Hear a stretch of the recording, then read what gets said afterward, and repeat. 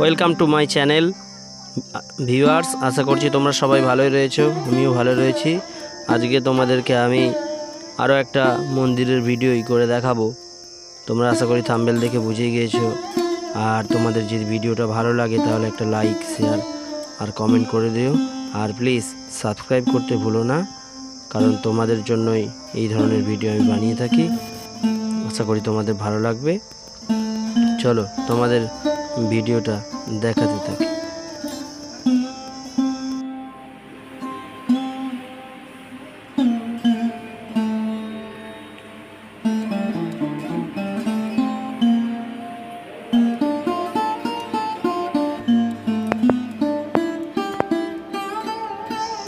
আমি তোমাদেরকে দেখাচ্ছি রাধাকান্তপুরের কৃষ্ণ মন্দির, রাধাকৃষ্ণ মন্দির। তার পেছনের দিকটা মানে মন্দিরের পুরোটা ঘুরে ঘুরে দেখাচ্ছি তোমাদেরকে। কেমন লাগছে বলবে তোমরা।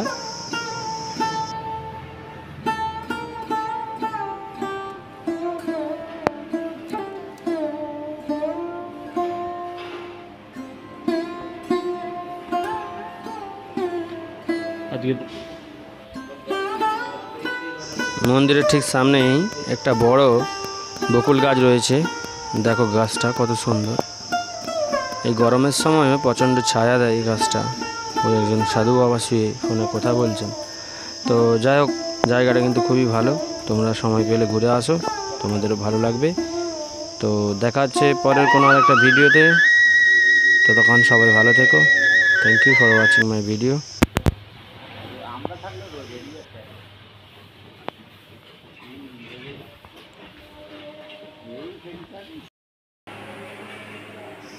তোমাদের ভিডিওটা কেমন লাগছে সবাই জানিও আমাকে। Thank you.